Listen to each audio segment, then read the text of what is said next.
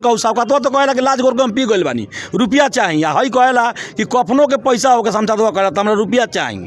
गाँव शौकत खान के भतीजा हूँ। अच्छा, सगा भतीजा हैं? सगा भतीजा हूँ और पेशे सब शिक्षक बने। अच्छा, हमरा माँ बाप मार सारा हमार जमीन जायदाद सब इलो लूट ले हर।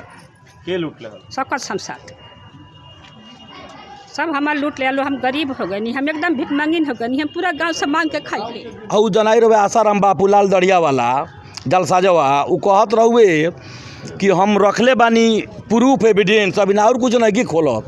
अरे खोलबे तो तोर हम इतना खोल देब कि ते मुँह देखावे लायक ना रहबे। इस्लामिया नगर में जाके ते लोग के सिवान जितना ठग ले, पंजवारों के लोग के बुला ले, गाँवों के लोग के बुला ले। अब BA, BCom, BSc और MA, MCom करें विश्व की सबसे बड़ी यूनिवर्सिटी इग्नू से। सॉल्व असाइनमेंट और गाइड बुक्स प्राप्त करें। संपर्क करें Mahakal computers, DAV college gate के सामने सिवान। नमस्कार, हम राना रुआ देख रहा बानी मैच बॉक्स, और मैच बॉक्स की टीम आज फिर से हसनपुरा प्रखंड में भी आ और ये शेखपुरा पंचायत था। मामला गरमाइल बटे पंचायत चुनाव के बाद से। पंचायत चुनाव बीत गई, रिजल्ट हो गई, मुखिया बन गई डब्लू खान के पत्नी, और आज एक बार फिर से हमने के पहुँचल बन जरूर देखा तो नहीं कि लगातार कई दिन से मीडिया में बयानबाजी चल रहा बा। कबो डब्लू खान जी के बयान आवता तो कभी तेग अली खान और बबलू खान जी के बयान आवता। दोनों तरफ से आरोप प्रत्यारोप के दौर चल रहा बा। और एक बार फिर से हम पहुँचल बानी एजा के मुखिया बानी शाहिना परवीन, वहाँ के पति डब्लू खान जी, जरा के मीडिया राजद के कद्दावर नेता कहेला। एहू पर सवाल भई रहा है कि मीडिया के लोग कद्दावर नेता कह के मौन बढ़ा दिले बा। डब्लू खान जी बहुत बहुत स्वागत बा। और वो लोग के बहुत बहुत स्वागत बा, और वह चैनल के भी ढेर सारा शुभकामना हम देता नहीं, रो सारा सब्सक्राइबर के भी। डब्लू खान जी, चुनाव बीत गई बा, रउआ जीत गई बनी, अब रउआ विकास कार्य पर ध्यान देवे के चाही। लेकिन चुनाव जीतला के बाद से मार बयानबाजी हो रहा बा, आरोप प्रत्यारोप हो गई बा।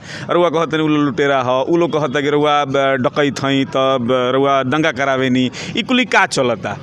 देखिए, हम रउआ के बता तनी कि हम तो ना कहती, लेकिन पहला चीज़ रउआ लोग से निवेदन बा कि हमरा के कदावर मत कही। हाँ। चूँकि काल सिवान से एगो आसाराम बापू आई रहूँ शौकत अली खान, तो बड़ा प्रवचन देहुअन, लेकिन देख ली है उनकर दोनों भाई के 9 गो इनका लोग मुकदमा आज तक भइल बा। है देखी, है मीडिया के है लोग देख ले, है ई कहीं कि हम जतन से रखले रहनी है कि देखा देव। तो वो आदमी के बड़ा काल रोवल चलमी जौन अपन छोट बेटी के देवर के मरवा दिलस सिवान में, आ 30 लाख दिलस अपना समधिन के, आ 20 लाख अपने, आ मरवा दिलस कि हमार बेटी राजभोगी, हमार दामाद अकेले रही, सब धन दौलत हो जाओ। एकर भी प्रूफ बा हमरा लगे कि अपना दामाद के सगा, अपना दामाद के भाई के उ मरवा दिलस। ओकरा के लड़का आज हमरा से कला हसन आ राते से चिल्लाता रहसन कि अब लाल मुर्गा मत कह, आ लाल बाबा मत कह, चूँकि कलाकार हो। ओकरा के आसाराम बापू कह। उनकर बहुत सारा आसाराम बापू वाला भी कुछ गुण मिलेला, जौना के हम बाद में अभी बताए। अभी ओकर रखत नहीं, हम सिवान से लेके चेमनी तक का होत रहा, उ चेमनी हो कि का हो आ जानता लो सिवान के, उ सब अभी बात होई बाद में। लेकिन एगो बात जान जाइए, हई केसवा कहाँ से आइल बा, केस नंबर रउआ के पढ़ के बताओ तनी केस नंबर सुन ली। सिसवन MH नगर 3895 20/4/95 के भई रहे। 7894 सिसवन MH नगर कांड संख्या 7894। एमे दोनों भाई अभियुक्त बा लोग, इस सब में अभियुक्त बा लोग दोनों भाई, शमशादो बाड़न आ शौकतो बाड़न।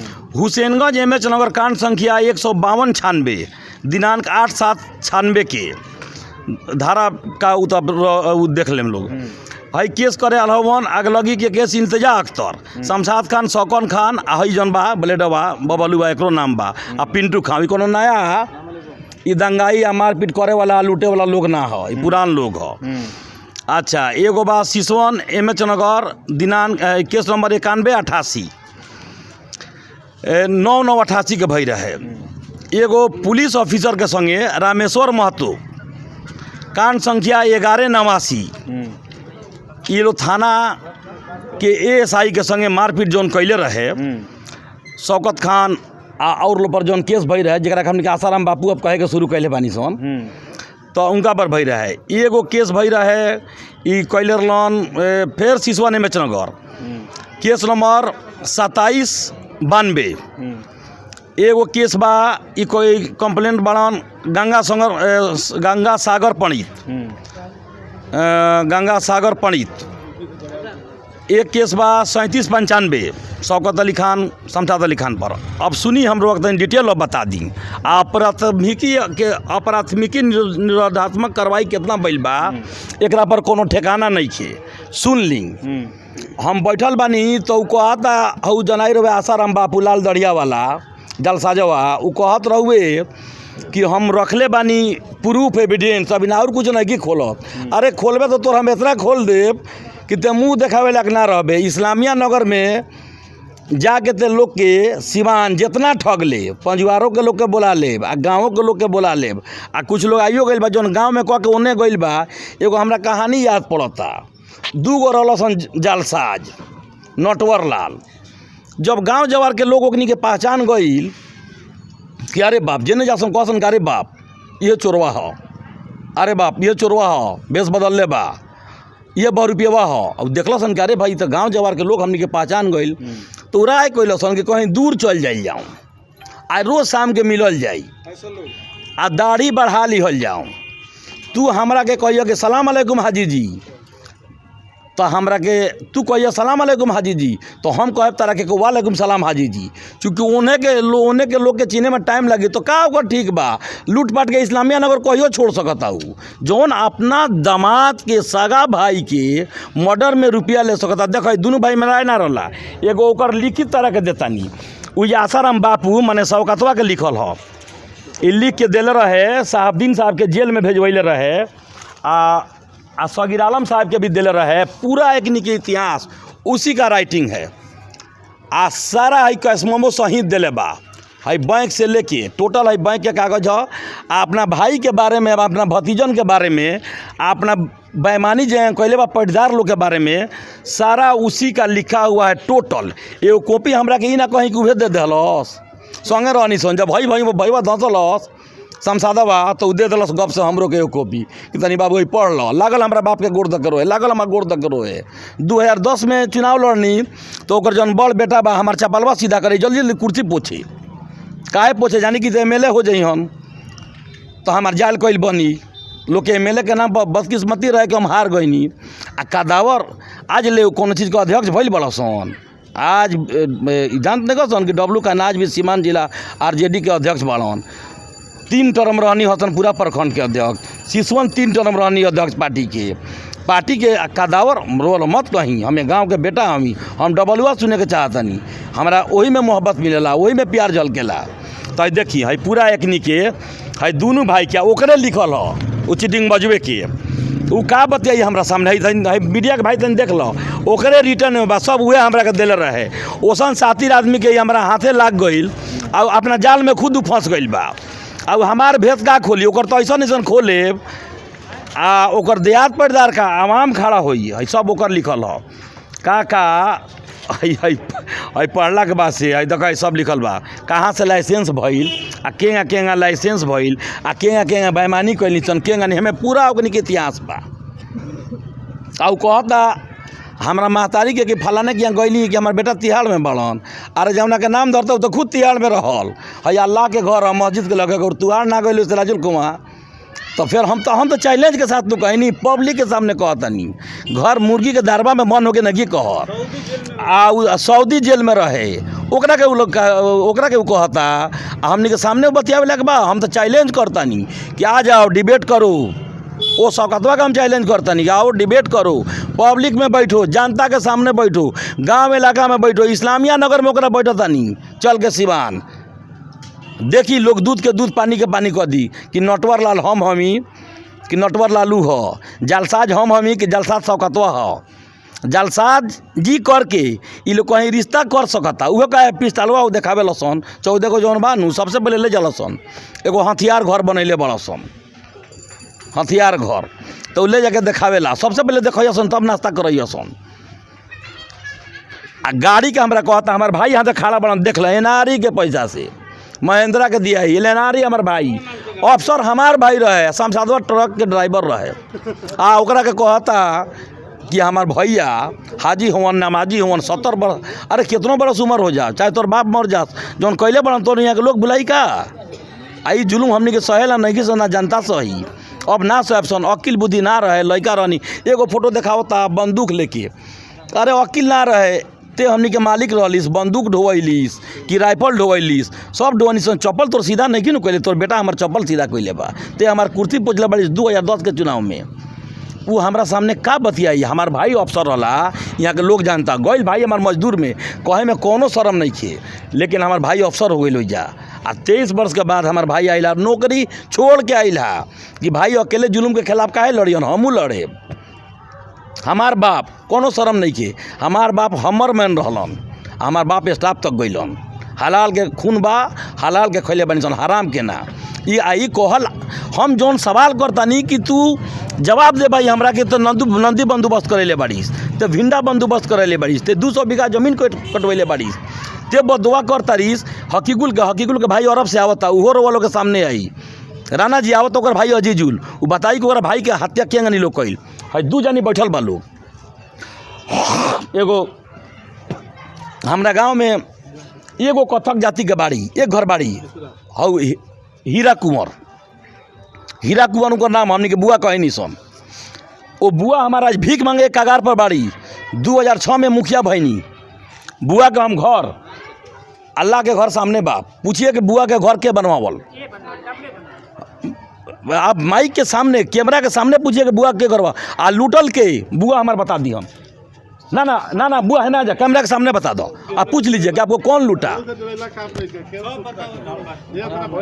पूछिए कि घर आपका कौन बना। का माता जी का हो गइल बा रउआ साथे, कौन जुलुम भइल बा? हमार संगे बहुत जुलूम भइल बाटे जी, हमार संगे, सारा हमार जमीन जायदाद सब इलो लूट ले हल, के लूट लेहल? सकत शमशाद सब हमार लूट ले लो। हम गरीब हो गए, हम एकदम भिखमंगिन हो गए, हम पूरा गांव से मांग के खाई, हम पूरा खा के गाँव के जमींदार थी। हम बहुत गरीब आदमी हो गए बनी, तो हमार घर डब्लू बनवा देहलन, तो हमार घर में रहे के हमरा जगह ना रहे। हम बहुत मुसीबतदार आदमी हैं। सबसे ज्यादा जमीन वाले लोग, हमार जमीन सबसे ज्यादा, हम हियां के जिम्मेदार रहनी है। घर परिवार में क्यों नहीं खे अभी हमारे एक बेटा बा, एक हम बनी, अभी परिवार कहाँ बा, परिवार कहाँ बा, हमारी माई बेटा हम लोग कहाँ रही लो, पर सब तो कहाँ रहबे हमार लाल, हम बहुत गरीब आदमी बनी। दोनों भाई मिल के जब सब लूट ले सन, तो देखी सामने बा, उ कहता कि हम बहुत सारा चीज़ खोले, हम खोलता नहीं, आ खोली जौन चीज़ अभी जौन स्तर पर उसे बुरा स्तर पर हम चल जाए। हम तो एक एक चीज़ जानता नहीं, आ चेमनियों पर लेकर वालों को चले, आ सिवानो ले चले, आ कहता कि वो 56 आधुनिक हथियार ई भरम में डालता प्रशासन के। अभी नु हमरा के STF से उठवैलस, ओकर बेटा एकर बेटा ई सब मिल के, शमशादवा के बेटा, शौकतवा के बेटा, आज जना घर में बड़ा सन, हमार रिश्तेदार, हमार दोस्त, हमारा बड़ भाई नहीं, कैमरा घुमाइए टूना भैया, ये लोग के जौन हमार समीम फुबा कह गवन, ये लोग के देहल जमीन हो, लैंड लौटे जाके हिंकरा बाग हमार ई लो रहे लोग, हमारा भाई के शादी भइल बा इनका बेटी से, हमारा अपन रिश्तेदार हो, हमने एक संगे एक के जुलूम के खिलाफ 30 बरस से बानी सन, 30 बरस बानी सन। हई बुना भैया ये हमरा ये जाके लैंड लॉर्ड लोग हो, इस तरह का बता दिहन 1 मिनट में कि रउआ एलो से तनी पूछी कि जहाँ खड़ा बालो केकर जमीन हो, मठिया से लेके इनका गेट तक अभी हमार जमीन बा, जमीन पर चलता लोग, हैजा तक हमार जमीन बा, नदी तीरा वो लोग के जौन हो गेस्ट हाउस बनल बा केकर जमीन हो, पीछे जौन फुलवाड़ी बा उ केकर जमीन हो। रउआ पूछ ली खाली ईमानदारी के बात, 50 आदमी हम बसौले बानी गांव में, उ लोग को आदमी के बसौले बा, ये पूछी। उजड़ले बा सामने बा, 20 घर उजाड़ के राण मुस्मात भगा दे हल्लो, जमीन ले हल लो। है पूरा फेरिस्त रख ले बानी, हेतना बा हेतना। अभी ना निकाल तनी एगो बात सुन ली, हमरो के बताओ तनी मामला देखी कहाँ शुरू बा। हम गुंडा हमी बदमाश हमी, ऊपर ला ना करस वैसन हम होखी, वो ऊपर ला ना करस। हमारा मामला बा जकरा के उजड़ले बड़ा गांव से पलायन कैले बा ओकरा के आवे दो। हमार मामला बा नदी कि नदी के बंदोबस्ती रद्द होखो, हमार मामला बा चेमनी में जौन मिट्टी कटले बा भरवाओ। हमार मामला बा भिंडा पोखरा तू छोड़ो।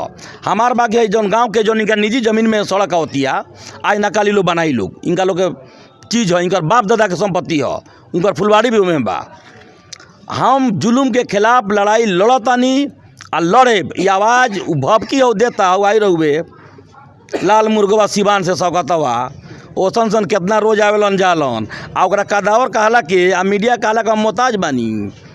शोर हमार पताल में बा, खाली लड़ाई लड़के आ गरीब के लड़ाई लड़के जुलूम के खिलाफ बोल के आज भी हम 60 बरस पुराना अपना बाप के बनावल के घर में बानी।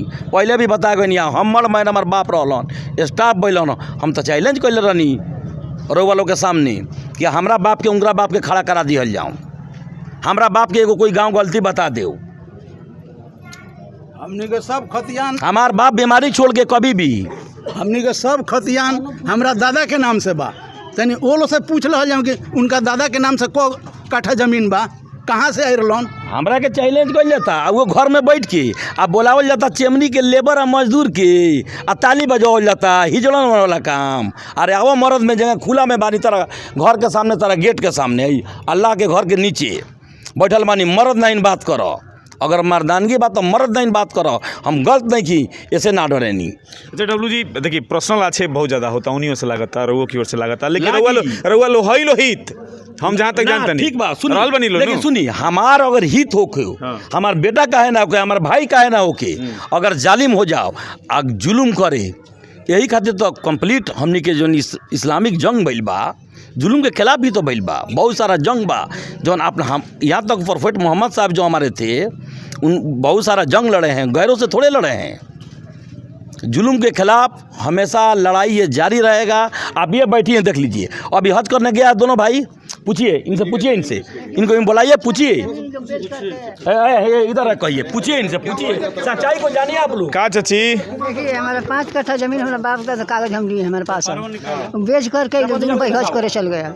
हमारा भाई छोटा था, हमारा बाप मर गए तो वो मारे अपने जोर से दबा के मारे के पीटे के दबा से जोर से दखल करके आइए बार लोग बेच दे आ बेच के अपने चल गए लोग हज करे।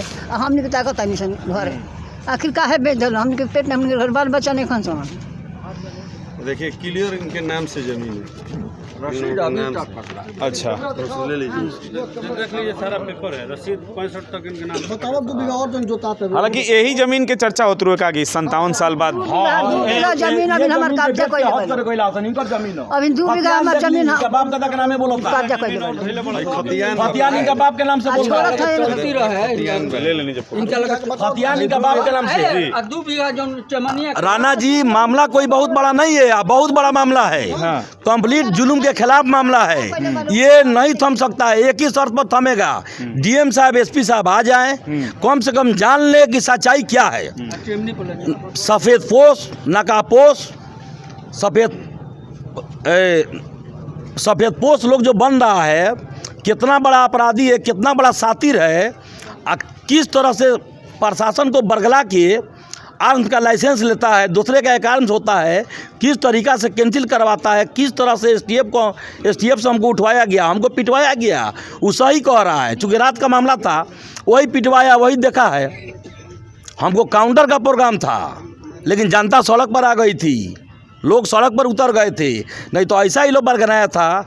अल्लाह का घर सामने है, खुदा की कसम कह रहे हैं, हम पर कांटा लगा दिया गया गोली और कांटा और गोली ये दिया सब प्रशासन को। ये शौकतवा समझतवा इसका दोनों बेटा, उसका बड़ा बेटा इसका बड़ा बेटा मिलकर आ कांटा दिया सब सीबीआई का। सो आप देख लिए ना जमीन इनका बेच के हज करने गया है, अभी भी चैलेंज कर रहा है, धमकी दे रहा है कि फिर कैमरा पर आएंगे, तुम आओ कैमरा पर, हम चैलेंज करते हैं, जो बाकी है सारा हम पूरा करेंगे। सुनिए इन गरीबों का बात। जमीन हमारे कब्जा कइले हम में चमनी के लगे वो मारपीट करे के तैयार है। एगो भाई हमारे करे का करो, मारी ले मार के बिक दिलो नदी में, का करी नहीं पुलिस प्रशासन बानो कंप्लेन कर सकते हैं। अरे एगो भाई मारला के बाद हम का करें, ये तो मेन लड़ाई बा हमार, एगो तो हमार भाई बा एगो भाई यही तो मेरा लड़ाई है, डर से कौन जाएगा?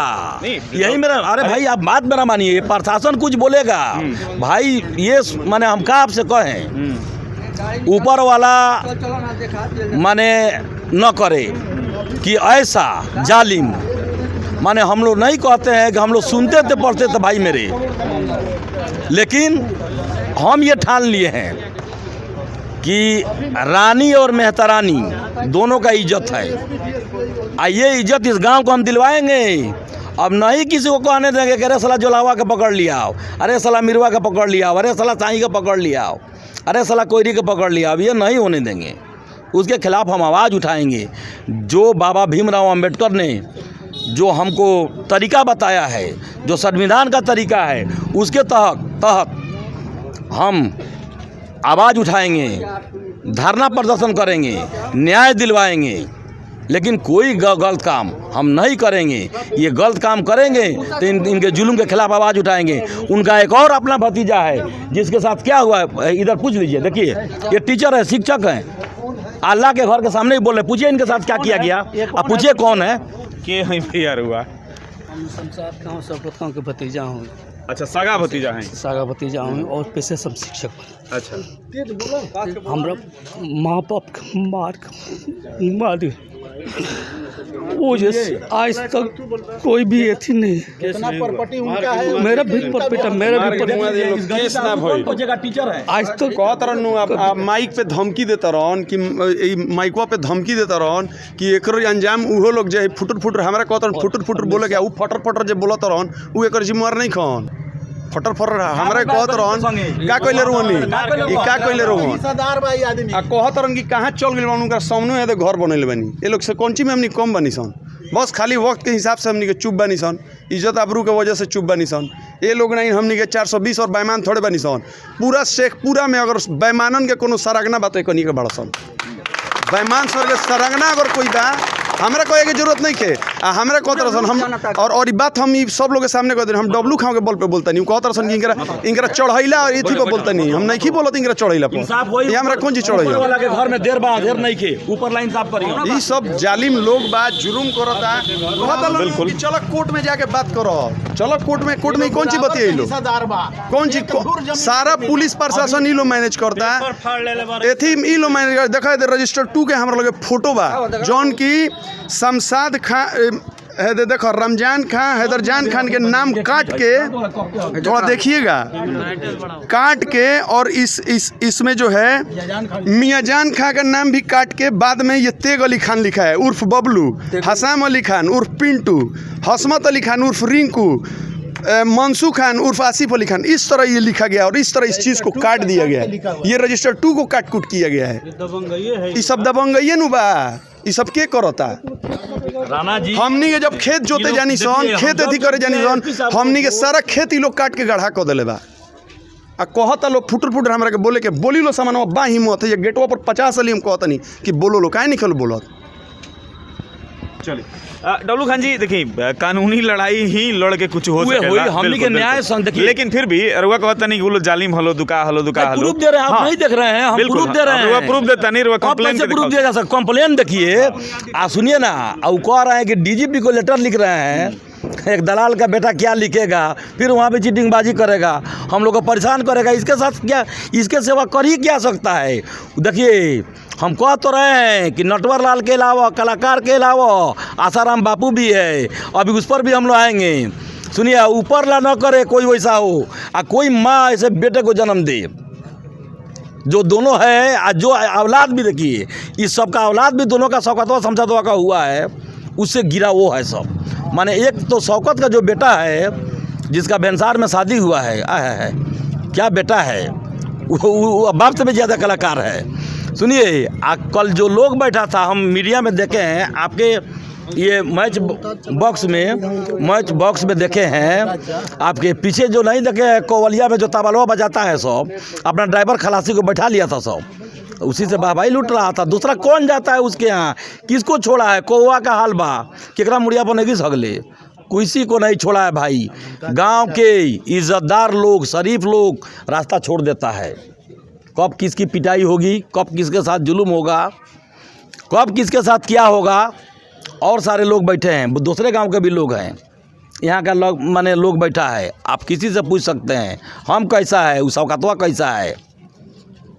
हवा बनाता है, हवा बनाना है तो बाहर आओ, आके बैठो, डिबेट करो, बुलाओ माननीय एसपी साहब, डीएम साहब को हम भी रिक्वेस्ट कर रहे हैं, तुम भी करो, बुला लिया जाए, उनके सामने पेपर निकाल लिया जाए कि कहीं नदी बंदोबस्त होता है, कहीं भिंडा बंदोबस्त होता है, कहीं आम रास्ता, ये जो देख रहे हैं मदरसा को रसीद कटवा लिया है, जो पैसा से बना है, गांव भर के लोग चमड़ा के पैसा से बना है, जो कुर्बानी होता है, खसी बकरी का चमड़ा होता है, उस ज़माने में यह बड़ा बना है। हम लोग इसमें पढ़ाई लिखाई किए हैं, उर्दू का, हिंदू समाज के लोग भी पढ़े हैं, जो पुराने लोग हैं।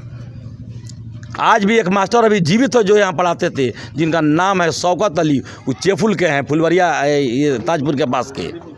अभी आप आलिम मौलवी साहब हमारे जिंदा हैं, अरंडा हसनपुरा के, अभी जिंदा लोग हैं। उनसे पूछा जाए कि आपका कौन स्कूल था, कहाँ आप लोग पढ़ाते थे, आपका स्कूल का नाम क्या था। आज इसमें इसका कब्जा है शौकतवा समझतवा का। हम लोग सब्र कर रहे हैं, बर्दाश्त कर रहे हैं। हम लोग इतना बर्दाश्त करने वाला, इस गांव इतना, इस इलाका इतना कोई नहीं मिलेगा आपको। कहीं घूमिएगा आप, बहुत जगह गए होंगे, हर पंचायत में आप जाते हैं, हर गांव में जाते हैं, सच्चाई का दिखाने का आप लोग काम करते हैं। कहा गया है कि मीडिया चौथा स्तंभ है, लेकिन हम आपसे गुजारिश करेंगे कि ये जो सच है आप लोग भी ध्यान रखिए, ख्याल रखिए इस पंचायत पर। ऐसा पंचायत आप लोग नहीं देखे होंगे, क्योंकि आज भी यहाँ की जनता जो है शांति प्रिय है, आपसी सौहार्द को बना के चलने वाली जनता है। जब सौहार्द यहाँ बिगड़ेगा यही बिगाड़ेगा। बगल में मटिया है, कैसे 3-4-5 वर्ष से चुप है, नहीं तो हर साल सुनिएगा कि मीट बिगवा देगा। और जितना वो कह रहा है शौकतवा कि 20 को शूटर लेके घूम रहा है, वो जानते हैं जरूर 20 आदमी को फिर फंसवाएगा कहीं। लेकिन अब वो चलने वाला नहीं है। धमकी दिया है कि लिस्ट बन के तैयार बा, यही ना धमकी देता है कि लिस्ट बन के तैयार बा, कहीं ना कहीं से घुसवाएगा। नौजवान बच्चों का यहाँ ज़िंदगी बर्बाद कर रहा है। दोनों भाई मिलके साथे रहो, मुखिया बनाओ, और नहीं तो जेल जाओ। जो सलाम नहीं करेगा पिटाएगा, बढ़िया कपड़ा पहनिएगा तो पिटाएगा। कौन बचा है? कोई यहाँ नहीं बचा है इन लोगों के जुल्म और आतंक से। वो क्या बात करेगा? हम तो चैलेंज बार बार मीडिया आप लोग से कर रहे हैं कि सामने बैठे, हमको छोड़ दीजिए, हटा दीजिए, मेरे गांव के किसी बच्चा से भी लोग सामने बैठ के डिबेट कर ले, बात कर ले। हर आदमी बोलेगा कि जुल्म बंद करो, जुल्म बंद करो, मारो पीटो मत किसी को, आपसी सौहार्द को खराब मत करो। यहाँ की जनता शांति प्रिय है, शांत रहने दो। हम आपके माध्यम से भी चैलेंज करते हैं कि अगर हिम्मत है, हमारा लिस्ट लेके घूम रहा है तो ये क्या है? आज जो दिया है भाई वाला, ये एक कॉपी हमको दिया था, एक कॉपी जेल में उस समय साहबुद्दीन साहब को कहता था कि रिश्तेदार हैं, एक कॉपी हमको भी दे दिया था। ये पूरा पढ़ के सुनाएंगे पूरी जनता को, उसमें कोई किसी का नहीं है। जब दामाद के भाई को मरवा सकता है, हमको देखा कि एमएलए का टिकट मिला तो लगा बेटा चप्पल सीधा करने, बाप कुर्सी झाड़ने। क्या बात करेगा वो? उसको कोई किसी गतर लाज नहीं है। मेरे रिश्तेदार ने शमशाद को मारा चप्पल से, यहीं उसको गाली दे दिया। लो, मेरा रिश्तेदार रिजवान का मरहूम जो सेमरी के थे, चप्पल से इसका पिटाई। शौकतवा अब और सब बताएंगे कि ये जो हीरा कुंवर बैठी हैं, इनके माँ के साथ मारपीट इन लोगों ने किया था, तो इनके माँ ने भी जवाब दिया था उस समय। उस गरीब औरत ने भी जवाब दिया था, खेत में ही दिया था। मैं नहीं खोलना चाहता सारी बातों को, ज़रूरत पड़ेगा एक एक बात खोलूँगा, एक एक राज खोलूँगा, कच्चा चिट्ठा खोलूँगा इन लोग का। ये लोग देखिए धन के लिए कुछ भी कर सकता है। वो तो मुझे छोड़िए ना, मुझे, हम जो बार बार कह रहे हैं कि मेरी हत्या की साजिश है, हम कोई झूठ थोड़े बोल रहे हैं। आज तक हमने क्यों नहीं कहा? कभी सुरक्षा क्यों नहीं मांगा? राजनीति से मैं आज में हूँ, अभी नया राजनीति में नहीं हूँ। आप पता कीजिए कि आज से 25 जब पार्टी कायम हुआ आरजेडी, उस समय सिसवन प्रखंड का मैं अध्यक्ष हुआ करता था 20 वर्ष पहले। मैं कोई नया पॉलिटिकल आदमी थोड़े हूँ। बहुत तकलीफ लगे कोई कदावर कह रहा है तो अब सब लोग शौकतवा कह रहा है, अब आसाराम बापू कह रहा है, तो भाई खराब लगेगा। लोग से पूछो तुमको क्यों कह रहा है? हम किसी को सिखाने थोड़े जा रहे हैं। समाज सेवा में हमारे से थोड़ा, तुम चाहे जितना हमको पिटवा दो, जितना मुकदमा में फंसवा दो, कोई परवाह नहीं है, क्योंकि मेरे भी बच्चे अब जवान हो गए हैं। मेरा एक बेटा दिल्ली में ग्रेजुएशन कर रहा है, 2 बेटा इंटर कर रहा है, मेरा भतीजा है वो भी अब जवान हो रहा है। सब हम लोग अपने बच्चे को डांड पर पिस्तौल रख के नहीं घुमाते हैं, हम लोग अपने बच्चे को तरबियत देते हैं कि तुम पढ़ो, अपने बड़ों की इज्जत करो। किसी के साथ मार पीट गाली गलौज, कोई गांव बता दे, ये गांव बता दे कि मेरे बच्चे आज तक चाचा दादा जो रिश्ता में लगता है भैया छोड़कर नाम भी मेरा बच्चा नहीं रखता है। सब हम लोग का ये संस्कार है, और इसका संस्कार और मेरा संस्कार में बहुत अंतर है। हम जिंदा हैं, आज जिंदा जब तक रहेंगे सिर्फ गरीबों के लिए, यहाँ के आवाम के लिए, यहाँ की जनता के लिए। मुझे कोई लालच नहीं है। आप बताइए ना, जिसका 4 भाई विदेश में हो, अब बाप का बनाए, आज भी बारिश होना था मेरा घर चूता है। गाड़ी खरीदना हो, मैं गाड़ी नहीं खरीद सकता था, मेरा भाई अगर NRI का पैसा नहीं देता तो। कोई भी मुखिया समझिए कि हम एक फकीर की तरह हैं, कहने के लिए कोई कुछ कह सकता है, बैठ के घर में अपना भाषण दे रहा है, खुलेआम दे भाषण, उसके साथ बैमान दुगो बैठ जा रहा है सब, जितना ड्राइवर खलासी बंसी है सब बैठ जा रहा है। सब आए बाहर। चलिए बहुत बहुत धन्यवाद। कोई और है कुछ बोलना चाहता है, सुन लीजिए। ये नहीं एक जिक्र आ रहा था रजिया फूफू का, आपके सुने हम कि रजिया फूफू के कि जो बड़ा फुटफुटा रहे थे, तो बात तो सही है, गांव की बेटी हैं। उनके बारे में सरैया में कल क्या कहा गया है, वो मेरी माँ की तरह है, क्योंकि फूफू मतलब माँ, बुआ मतलब माँ। हम लोग ये लोग भी बैठे हैं, हम लोग को बुआ लगती हैं लोग, हम लोग का बाप लोग को ये लोग भैया कहती हैं लोग, माँ के तरह हैं लोग। इनकी बीवी भी मेरे गांव की, मेरे मोहल्ला की बेटी हैं। ये बात सही है।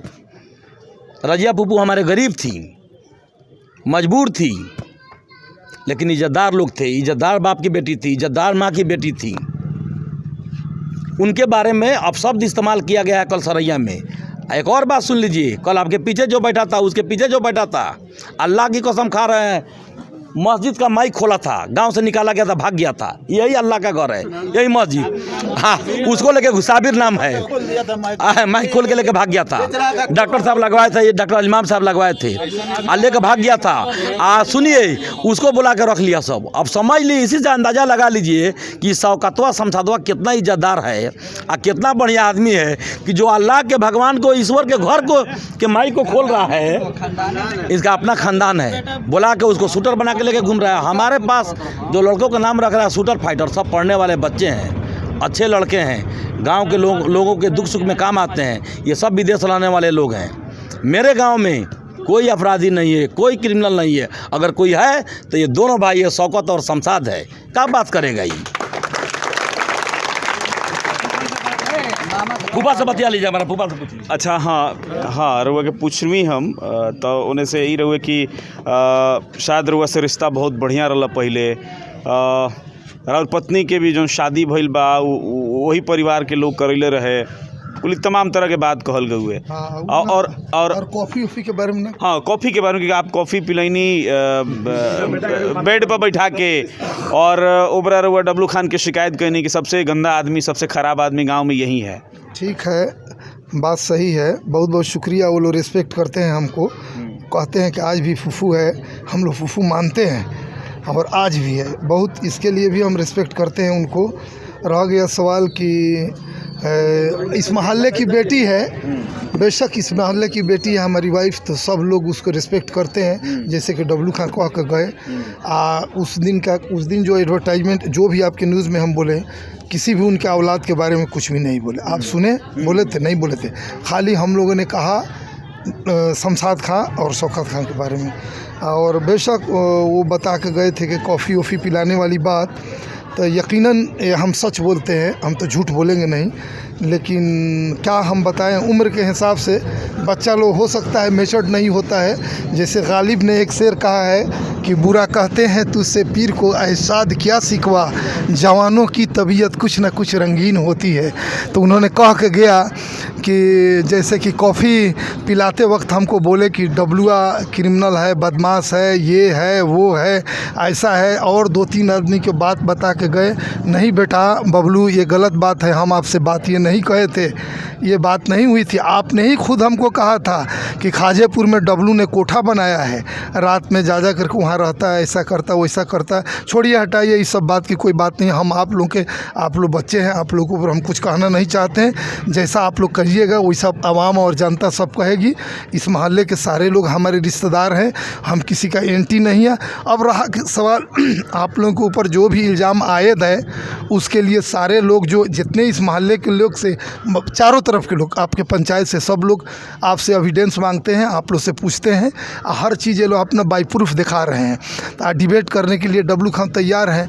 तो ये लोग, चाहे आप लोगों का आपसी मामला है या पारिवारिक मामला है या जनता का मामला है या हक हकूक़ मामला है, तो ये आपके गार्जियन चाहे आप लोग आपस में आप लोग समझौता करें या मिले या सबूत दें या लोगों को वापस दें। चाहे जैसे कि डब्लू खान कह के गए, हम डिबेट करने के लिए हर तरह से तैयार हैं। लेकिन हमने कभी किसी को, गांव के किसी आदमी को बुरा भला नहीं कहा, ना डब्लू खान के बारे में कुछ कहा। कॉफ़ी पिलाने के टाइम में कुछ, यही हमारे घर 2-3 महीना पहले दिसंबर में शायद पता चला था कि इलेक्शन है, तो ये लोग दोनों भाई हमारे पास गए। हम हक कर रहे मस्जिद के पास बैठे हुए, ये दोनों भाई रात में 8 बजे गए आकर के बैठे, बोले कि हम इलेक्शन में खड़ा हो रहे हैं, जो हमारे अब्बा किए आज जो हुआ फूफा, अब हम लोग ऐसा बात नहीं है, अगर हम लोग को कोई गाली भी दे देगा तो हम लोग सर झुका लेंगे, अगर कोई मार भी देगा तो हम लोग दूसरा अपना चेहरा घुमा देंगे।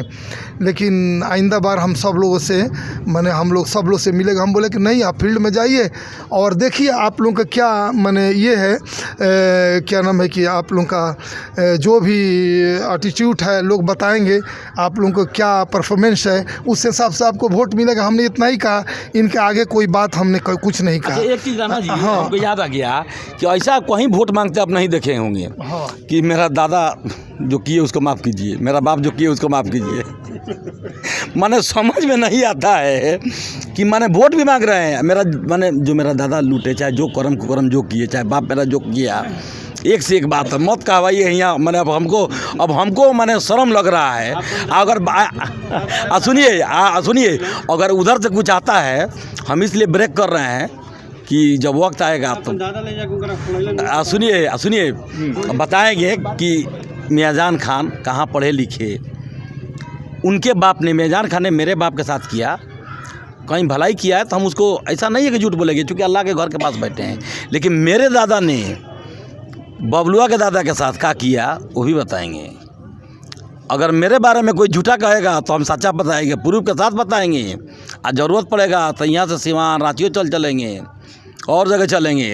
हम भी बता दे रहे हैं, चुकने वाले नहीं हैं, यहाँ भी बताएंगे बहुत सारा चीज़। सुनिए, फिर एक बार पुनः आपसे कह रहे हैं, गुजारिश निवेदन करता राणा जी, जुल्म छोड़ दे भी लोग। झूठ मुसलमान के 5 गो अरकान होला, इनकर बापे मियाँजान खान कहतलन कि हमने 6 गो बा, छठा जानते नहीं कौन हो। जैसे 5 गो बा, नमाज, रोजा, हज, जक़ात, तौहीद, ये न होला हो, 5 गो न होला। आ छठा एक निके झूठ हो, छठा झूठ, माने एक निके 6 गो अरकान बा। जहाँ जैसन देखिए सन करिए सन। ये दोनों भाई बेलजन के लाजे शरम नहीं के, लाज घोर का उसका तो कहेला कि लाज घोर के हम पी गइल बानी, रुपया चाहिए। हई कहेला कि कफनों के पैसा होकर समझा दो, कहेला तो हमरा रुपया चाहिए। एकनी के जरम करम रुपया चाहे दामाद कोई के संगे कुछ ही कर सकता रसन पैसा खातिर। हम तो दूर के बानी, एकनी के बुआ के फुफेरा भाई के लड़का हमी, एकनी के बुआ के बेटा हमी। हमरा से का मोहब्बत रखिए सन। जौन सौकतवा सिवान में, इस्लामिया नगर में, जौन अपना छोट बेटी के शादी कैले बा, अपना खास दामाद के भाई के मर्डर करा दिलस, फिर मेटलाइज भी करैलस, 30 लाख उन्हें दिलस, 20 लाख अपने लेलस। उन्होंने रुपया चाहिए। चलिए, चुनाव के तनी से बात कल जाओ तो हमारा कहीं से पता चलल हो कि रुआ 3 बार चुनाव में का दुनिया से हार जात रही है। ये 2 नंबर वार्ड हो, लोग ये 2 नंबर वार्ड से काम करी ना। ए बेरी का दुन बड़ी ढेर वोट से सुनी ना। तो तनी कही ना कि सौकतवा के हमरा से लड़ ले वही वार्डवा में, हम अभी रिजाइन करा देतानी। एगो जीतल बड़ी, एगो हमनी के भौजाइए लागेली, कम वोट मिलत रहे का, रिजाइन करो। ओकर वार्ड हमार वार्ड जौन बा, चैलेंज करतनी रिजाइन करो, वार्ड के चुनाव फिर से हो जाओ। हम रिजाइन करा देव, काल करवा देव। आ वो सौकतवा लड़ ले, हम लड़ ली, चाहे संसदवे लड़ ले, हम लड़ लेतानी। हो के पूछता बटकौरियन के, उहे करिए सन कि जाके समझिए सन अफसर लोग के। तनी पोल्ट्री फार्म नहीं बढ़लो बड़ा सन भाई, तनी माने बड़ा सन पोल्ट्री फार्म नहीं जहाँ जैसन अफसर लोग अविलाइज करे खातिर रखल बड़ा सन ना। एगो बात कहनी वो दिन कोनो चैनल में तो हम बोलनी कि कोनो झूठ बात के 100 बार कहल जाई तो सच हो जाई। अलग अलग से ही घेराबंदी करियसन, अलग अलग से घेरियसन। लंदन में कुछ हो तो कहते डब्लुआ करा, मैंने कहूँगा डब्लुआ जेल में रहो, डब्लुआ तरक्की ना करो, डब्लुआ हो टूटल घर में रहो। एकनी के खुशी ये बा गांव आगे ना बढ़ो, गांव तरक्की ना करो। हम ठनले बानी कि जुल्म के संगे संगे विकास, आ विकास कैले भी बानी, विकास कैले भी बानी, आ विकास करे एकरा जितना केस से फंसवावे के भाई फंसवाबो। हम जौन संविधान बा, जौन ओकर तरीका बा, वो तरीका के लड़ाई लड़े, कहीं गलती ना करे। ऐसे न हुमच के बोले नी और सीमान वाला बा काहे लुका के बोलता। लाल मुर्गा जौन आवता आसाराम बापू आवता भागता। अरे रहो ना, रहो के डिबेट कर, सामने आओ अब बैठल जाओ। और जौन सरकारी ज़मीन बा जौन के त्यापन कहलिस वही पर बैठल जाओ दोनों आदमी, लागो जनता दरबार जगह बढ़ले बा। इस्लामिया नगर में का करता सब पता बा, निकलले बानी पूरा पोलिंदा। कौना कौना रिश्तेदार के नाम पर जमीन लिया था, केकरा से रजिस्ट्री करावल जाता, आ केंगा लोग के ठीक कल जाता, आ लोग दुआरी पर जाता पैसा मांगे तो का कहल जाता। सब चीज़ प्रशासन के सामने रखाई। अपना से शक्ति तो नहीं खे, कमज़ोर आदमी बानी, वो खुद कहते बड़ा सन। आ सही बात बा कि हम कमज़ोर आदमी बानी, हमरा पहले न धन बा न दौलत बा। मोदी कहेलन कि हम फकीर हन झोली उठा ले, तो झूठ कहेलन। आ हमरा लगे सच्चाई बा, आज भी अभी तैयार बानी। है का बगल में बाला का बेटा के हॉस्पिटल लेके जाता नहीं कि जहाँ सीना तनी कैमरा घुमा के दिखा दी। है मुख्तार जगह हमारा आज कहला हन, पूछा सामने बाड़न कि पैसा नहीं खे। हमने कहा हो गया नहीं कि बेटा के सीना में दर्द होता, कहने चाचा हम बानी, कहीं से लूट के ले आए, अपने भाई लोग से मांगे, हमारे भाई लोग दिल हम हमारे सन भाई बाड़ा सन। हमरा के कदावर यहाँ के जनता आ खास करके हमारा भाइयों के कुर्बानी रहा बा। 4 गो भाई सन के, 4 गो भाई विदेश आज से बड़ा सन। हमारा भाई से पूछे ना कब बरस बाड़न आ कब बरस रहन, मजदूर में गई रहन, अफसर हो गईलन। ये सब हमनी के बाप महतारी के दुआ के फल बा, गाँव के गरीब गुरबा के दुआ के फल बा, या आवाम के दुआ के फल बा। वो कहत रहे सौगातवा कि बाप रे हकीकुल के मेहरारू के बदुआ कहाँ जाई, हकीकुल के मेहरारू तब का कही। हमार दोस्त रहलन ना कहे, माने यहाँ हमनी के रखे के भी तैयार नहीं सके या रख लेंगे, फिर दोसर शादी कर लेली। लेकिन हकीकुल के बड़ भाई अजीज उल जन कमात रहन, जौन हकीकुल के मान हकीकुल हमार दोस्त रहलन। केंगन हमरा टूना बिया के हमरा के फंसावल गईल, केंगन हमनी को में पुलिस से जलील करावल गईल, हमनी के जेल में रखवावल गईल, पूरा गाँव जानता। टूना बिया के हमनी के थाना वाला केस में वो कागज रखले बानी, वो दरोगा जेल गईल, फुर्सत सिंह के मुआ दहलस दरोगा, पेशाब पानी मंगलन पिए के तो पेशाब पिया दहलस। उग्र हो गई जनता, पूरा बबुआने हमरा इलाका के उग्र हो गई। उ दरोगा एकनिए घरे सूती रही आ ओकरो को वक्त पर छोड़ दिलसन, वो जेल गई रहे। बलेश्वर प्रसाद जो के प्रिय दरोगा रहे, जो रोज़ हमारे पे केस करे, वो मुजफ्फर खुदीराम बोस कारागार में बन रहे, जिंदगी ओकरो ले लसन। कितना लोग के खा गए सन, अपने वहीं के वहीं बड़ा सन। ऊपर वाला के घर में देर बा अंधेर नहीं खे, एकनी के देखे के खुद ऊपर वाला के निक दिहन। चूँकि हम तो अल्लाह के घर के सामने नहीं बोलता नहीं, वो चल चलो मस्जिद में, लेकिन वो में कोनो ठिकाना नहीं खे। चूँकि ओकनी का अरकान 6 गो बा, हमनी के 5 गो बा सारा मुसलमान के, ओकनी के 6 गो बा। वही में मिला ले बड़ा सने को हमरा यहाँ के अवरी जना कहनी कवलिया में एगो पिछवा चिरा ला उहे अमन, उनका नाम है रजाक खाऊँ। चलिए देखी, ये बड़ा गंभीर आरोप प्रत्यारोप चलता, हंसी भले आवता, लेकिन एकर परिणाम जौन बा बड़ा मतलब गंभीर दिख रहा बा। दोनों तरफ से अगर बढ़ी जे तरीका से बढ़ रहा बा, बढ़ी तो एकर अंजाम बहुत बुरा हो सकता। ऐसे प्रशासन ए पर दखल देव, डीएम साहब एसपी साहब पहल करस, दोनों पक्ष के बैठा के मामला के शांत करा देस, बात करके मामला के शांत करा देस। यहाँ के जीत गेल बनी, यहाँ के डेवलपमेंट के काम में लाग जाए, अपन पॉलिटिक्स करे के बाद पॉलिटिक्स कोनो फर्क नहीं के पड़ा। बिल्कुल देखी जगह ले लो बन देखी का कहता रही। हां प्रशासन बैठी तो बिल्कुल प्रशासन बैठी, हां प्रशासन बैठी तो एकर ले ले बड़ा छोड़ देस, कोनो मामला नहीं किया। हमरा के हमार जान नु चाहता लो, जान हमार मरवा देव लो, वो तो ऐसे भी करी लो। लेकिन चूंकि जबले आवाज रही, आवाज बंद होई ना, चलिए मैच बॉक्स के रिपोर्टिंग देखत रहनी है शेखपुरा से। अपन प्रतिक्रिया ज़रूर दी और मैच बॉक्स के अभी तक सब्सक्राइब नहीं के लिए तो कर ली। फेसबुक पर देते हैं तो पेज के लाइक करी, फॉलो करी और वीडियो के पूरा ज़्यादा से ज़्यादा फैला दी ताकि ज़्यादा से ज़्यादा लोग तक पहुँचे और ये जौन विवाद बा ये विवाद ख़त्म होके, चूँकि विवाद बढ़ैला से कोनो बहुत फ़ायदा नहीं है, विवाद ख़त्म होके के चाहिए।